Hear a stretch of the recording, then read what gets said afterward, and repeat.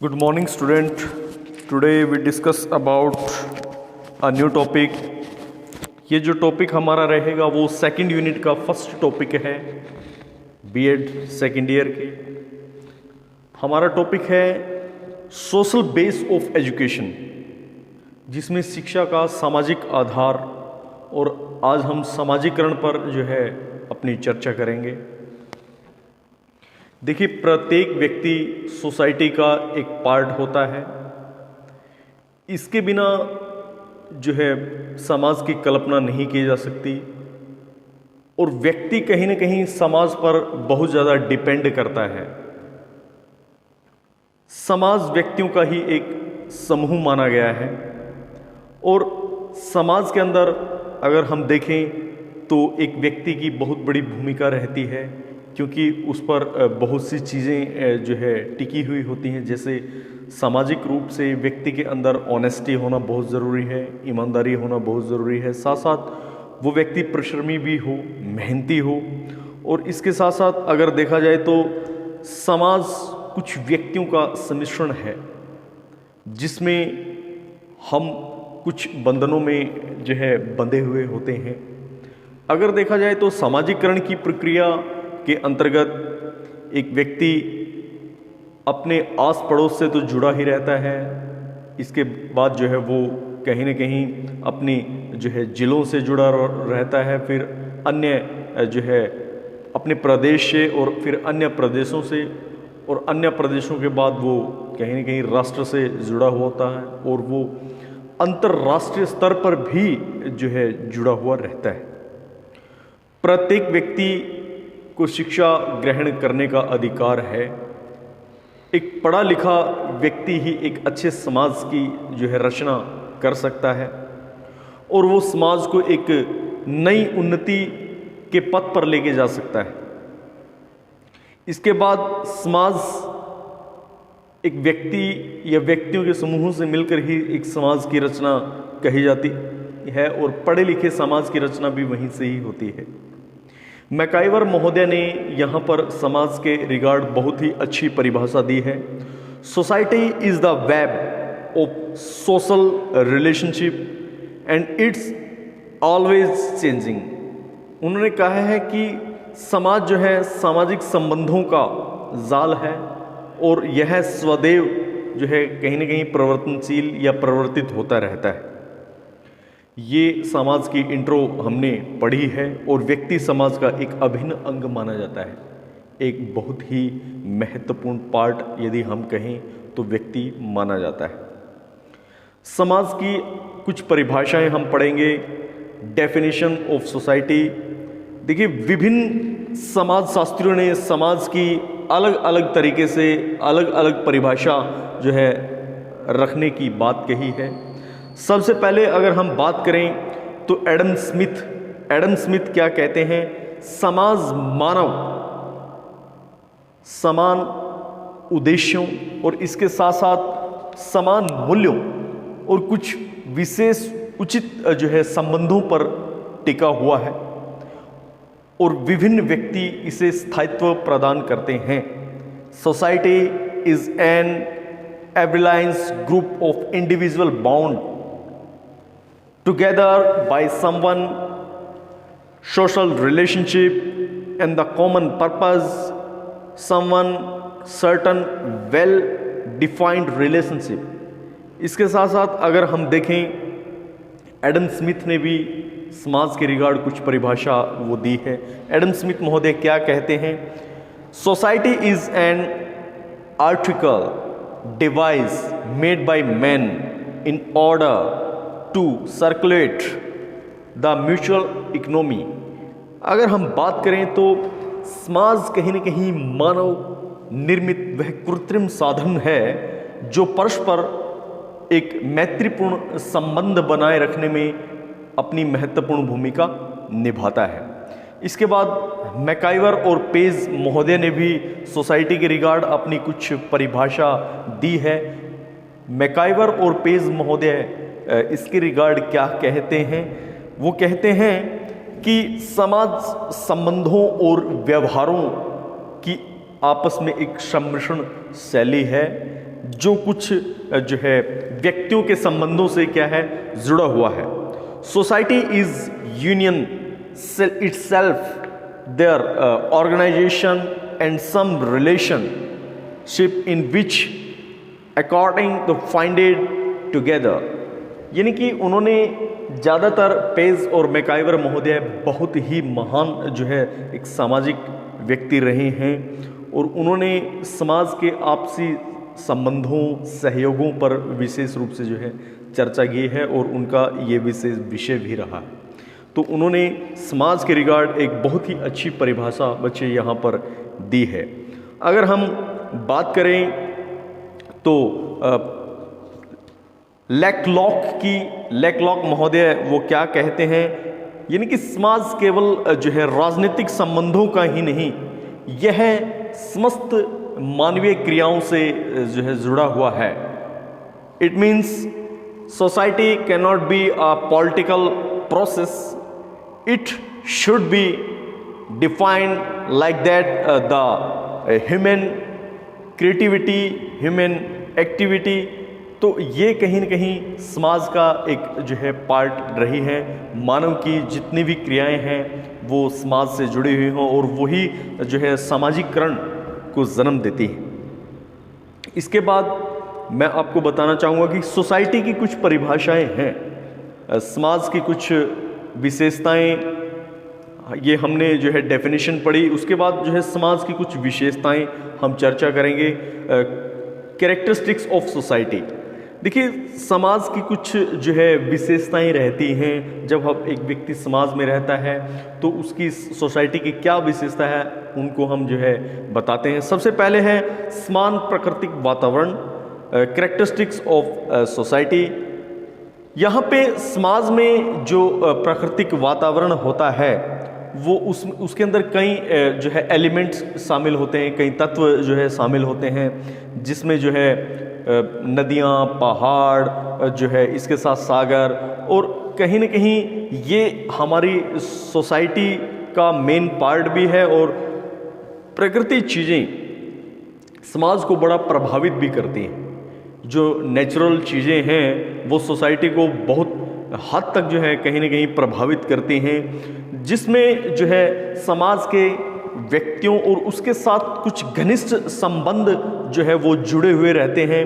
ये कहीं न कहीं जो है समाज की एक महत्वपूर्ण विशेषता है। सेकंड पार्ट हम पढ़ें, सेकंड जो है फीचर्स क्या है, वो है एक सूत्र में पिरोए रखना। यानी कि अगर देखें वेल नाइट पॉपुलेशन, सोसाइटी के अंदर अगर देखा जाए तो बड़ा लेवल यानी कि बड़ी मात्रा में जो है जनसंख्या का भी एक मेन पार्ट रहता है।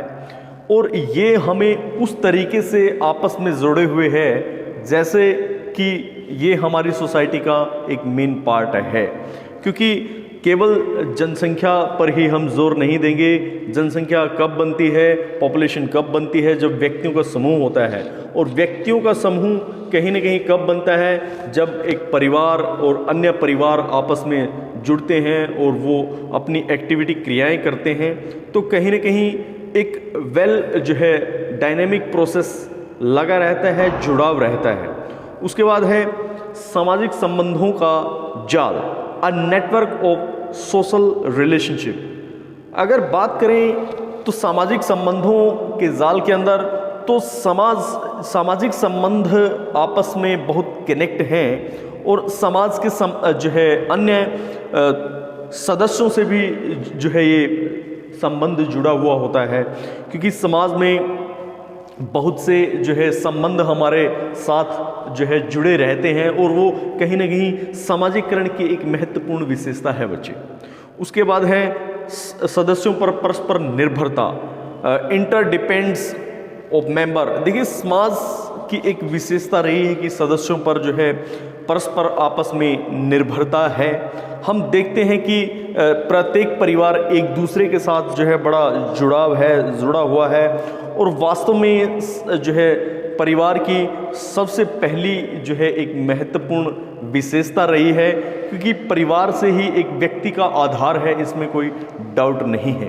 क्योंकि एक परिवार व्यक्ति को कहीं न कहीं उठाता है और समाज जो है उसको समाज की बारीकियों का जब वो अध्ययन करता है तो उसमें उसके परिवार की भी बच्चे महत्वपूर्ण भूमिका रहती है, अ मेन पार्ट, क्योंकि परिवार के साथ व्यक्ति का इतना जुड़ाव रहता है, वो बहुत ही बारीकी से जो है सोसाइटी के पार्ट से जुड़ा हुआ है। इसके बाद नेक्स्ट जो हम बात करेंगे वो है विविधता की भावना। हम कर रहे हैं सोसाइटी की कुछ कैरेक्टरिस्टिक्स।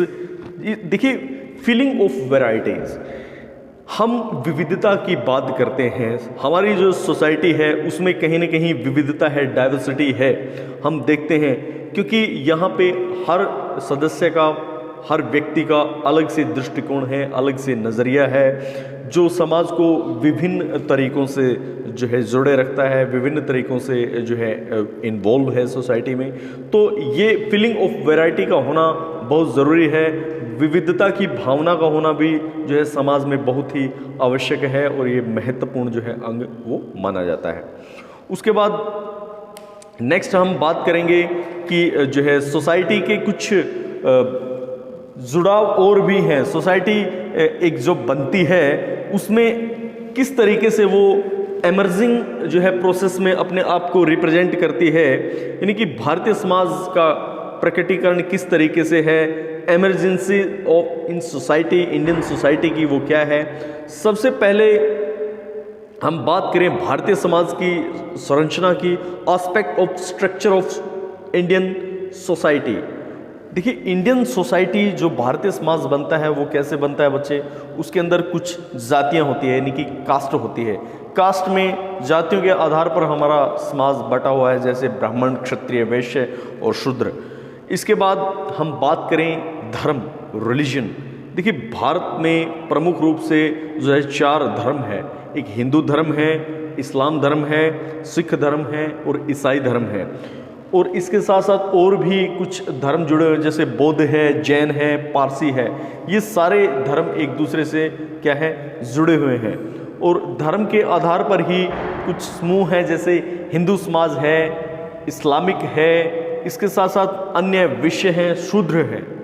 और आर्थिक आधार पर भी बच्चे हमारा समाज जो है वो जुड़ा हुआ है। आर्थिक आधार पर भी हमारे समाज के कुछ जो है अंग हैं, वो क्या है, एक उच्च वर्ग है, अपर कास्ट, एक मध्यम वर्ग है, मिडिल कास्ट, और एक निम्न वर्ग है जो है वो लोअर कास्ट जिसको बोलेंगे। तो इसके बाद कुछ व्यावसायिक आधार पर भी हमारे सोसाइटी के पार्ट हैं बच्चे। जैसे व्यावसायिक आधार पर हम करेंगे व्यापारी वर्ग, सेवा वर्ग की हम बात करेंगे, और यहाँ पे हम श्रमिक वर्ग की भी बात करते हैं। साथ साथ यहाँ कुछ लैंग्वेज, भाषा के आधार पर भी हमारी सोसाइटी है। जैसे भाषा के आधार पर हम बात करें तो द्रविड़ समूह है, यूरोपियन समूह है और इंडो आर्यन समूह है। द्रविड़ समूह की अगर हम बात करें, द्रविड़ समूह के अंदर तमिल है, तेलुगु है, मलयालम है और इसके साथ कन्नड़ भाषाएं हैं। यूरोपियन सोसाइटी की अगर हम यहाँ पे बात करें तो अंग्रेजी है, इंग्लिश है, फ्रेंच है लैंग्वेज जो है। उसके साथ साथ इंडो आर्यन सोसाइटी की हम यहाँ पे बात करना चाहेंगे। इंडो आर्यन सोसाइटी में हिंदू यानी कि हिंदी जो है एक लैंग्वेज है, इसके साथ साथ पंजाबी है, गुजराती है, संस्कृत है और बंगाली है, उड़िया है, बिहारी है, साथ साथ राजस्थानी भी लैंग्वेज जो है जुड़ी हुई है, असमी है और सिंधी है, कश्मीरी भाषाएं हैं जो इंडो आर्यन समूह से इसका जुड़ाव है, संबंध है। उसके बाद हम बात करें भारतीय संविधान के कुछ साक्षात्कार रूप जो है वो निर्धारित किए गए हैं। वो क्या क्या है बच्चे, इसके अंदर हम बात करें तो एक तो लोकतांत्रिक पार्ट है और एक सामाजिक मूल्य है, साथ साथ धर्म निरपेक्षता के मूल्य भी इसके साथ जो है जुड़े हुए हैं। और भारतीय समाज की जो है सामाजिक और सांस्कृतिक विरासत के रूप में हम बात करें socio culture heritage of Indian society, देखिए वो क्या है, उसके अंदर कुछ लेगेसी भी है, कुछ सोशल स्ट्रक्चर भी है जिसमें सामंती व्यवस्था है, फ्यूडलिज्म जिसको बोलते हैं। इसके बाद जाति है, कास्ट और वर्ग की बात करेंगे हम, वो भी जो है इसके सोसाइटी का ही एक मेन पार्ट है जो सोसाइटी के साथ बड़ा कनेक्टिविटी से जुड़ा हुआ है। साथ साथ हम भाषा के रिगार्ड बात करते हैं, वर्ण प्रथा के अंदर हम बात करते हैं, धर्म की हम बात करते हैं, संयुक्त जो है परिवार प्रथा की यहाँ पे जो है बात होती है। इसके बाद कुछ आधुनिक भारतीय समाज के जो है संबंध हैं, concern of modern Indian society, वो क्या है, सामाजिक विषय है। देखिए सोशल इश्यूज़ हैं, सोशल इशू में वर्तमान में हम देखते हैं बहुत से विषय हैं हमारी सोसाइटी में, जैसे कास्ट को लेके है, भेदभाव को लेके है, सामाजिक अन्याय को लेके है, स्त्रियों पर अत्याचार को लेके है, और साथ साथ जो है अनुसूचित जाति जनजाति से संबंधित कुछ ऐसे विषय हैं, जो कुछ ऐसे इश्यूज हैं जिन पर हम हर तरीके से सोसाइटी के जो है साथ कनेक्ट हैं। इसके बाद आर्थिक विषय, इकोनॉमी इशू हैं। इकोनॉमी इश्यूज में हम अगर बात करें तो मुद्रा विनिमय की हम बात करेंगे, मुद्रा के गिरावट की, अर्थव्यवस्था से संबंधित चीज़ें जो है ये आर्थिक विषय की बातें हैं। राजनीतिक विषय, अगर हम पॉलिटिकल इश्यूज़ की बात करें तो पॉलिटिकल इश्यूज़ में भी भारतीय संसद से जुड़ी हुई चीज़ें हैं। इसमें हम जो है पॉलिटिकल हमारे राइट्स क्या हैं, हमारी ड्यूटीज़ क्या हैं, हमारे यानी कि जो है अधिकार और कर्तव्य की बात हम जो है राजनीतिक विषयों के अंदर करते हैं। इसके साथ साथ जो है सोसाइटी की कुछ बारीकियां होती हैं जो है वो भी हम राजनीतिक जो है इश्यूज़ में हम बात करते हैं। साथ साथ स्वच्छता की, स्वास्थ्य की और पोषण की यानी कि हेल्थ की हम बात करते हैं, हाइजीनिक की हम बात करते हैं और एक न्यूट्रिएंट की हम बात करते हैं। तो वो भी कहीं न कहीं हमारे जो है आधुनिक समाज का एक महत्वपूर्ण अंग है, क्योंकि भारतीय समाज में अगर देखा जाए तो हेल्थ की बात जो है वो बड़े लेवल पर होती है। साथ साथ जो है कुछ व्यक्ति किस तरीके से अपने आप को रख रहे हैं, कुछ जो है किस हिसाब से अपने आप को जो है सोसाइटी में ढाल रहे हैं, वो सारी चीज़ें जो है हम भारतीय समाज की आधुनिक विचारधारा के अंदर पढ़ते हैं। उसके बाद समाज के अंदर ही एक और महत्वपूर्ण अंग है, वो है बेरोजगारी, अनएम्प्लॉयमेंट। देखिए शिक्षा में रोजगार दक्षता के अभाव के कारण बहुत से शिक्षित जो है वो क्या हो जाते हैं, बेरोजगार हो जाते हैं। विशेष रूप से जो है कुछ क्षेत्र इस तरीके से उभरते हैं, व्यावसायिक जो है कुछ योग्यता अयोग्यता ये सब जुड़ाव जो है सोसाइटी के साथ चलता रहता है। तो बेरोजगारी भी कहीं न कहीं एक महत्वपूर्ण जो है सोसाइटी का क्या है, पार्ट है। उसके बाद है गरीबी, पॉवर्टी भी वो कहीं न कहीं जुड़ा हुआ है, आधुनिक समाज की एक रिक्वायरमेंट है। गरीबी हम देखते हैं समाज में हर तरीके के लोग रहते हैं, कुछ जो है उच्च वर्ग है, मध्यम वर्ग है, निम्न वर्ग है।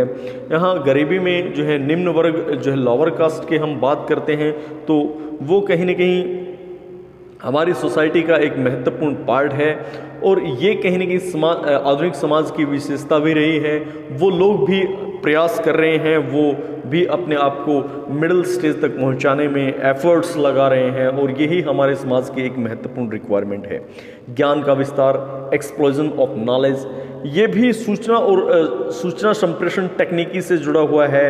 हमारा जो कम्युनिकेशन प्रोसेस है, इंटरनेट के माध्यम से ये सारी चीज़ें हमें ज्ञान प्रदान करती हैं। इंटरनेट का हमारे जीवन में बहुत ही बड़ा महत्व रहा है, क्योंकि इंटरनेट से हम इतना कनेक्ट हैं, इतना कॉम्बाइन है कि हम देखते हैं कि आज हमारे समाज के अंदर ज्ञान का बहुत बड़े लेवल पर विस्तार हो रहा है और ये सारी चीज़ें कहीं न कहीं हमें इस चीज़ के लिए परिचित कराती हैं कि आज ज्ञान प्रत्येक शाखा वो ज्ञान के माध्यम से क्या हो रही है, उज्जवल हो रही है और ये सारी चीज़ें ज्ञान के प्रचार में महत्वपूर्ण भूमिका निभाते हैं। उसके बाद है जनसंचार, मास मीडिया का भी बहुत बड़ा हाथ है, क्योंकि आज जितनी भी हम क्रांति देखते हैं, जितना भी हम ज्ञान का विस्तार देख रहे हैं, जितना भी हम एक जो है समाज से या विदेशों से जुड़े हुए हैं, अन्य राज्यों से जुड़े हुए हैं, तो उसमें मास मीडिया का बहुत महत्वपूर्ण रोल रहता है। और मास मीडिया से ही हमें ये कहें कि सूचना प्राप्त होती है एक दूसरे क्षेत्र की, तो इसमें कोई डाउट नहीं है। तो आज के लिए बच्चे इतना ही, बाकी हम कल जो है फिर जो है चर्चा करते हैं, इस टॉपिक को आगे बढ़ाएंगे। थैंक यू, धन्यवाद।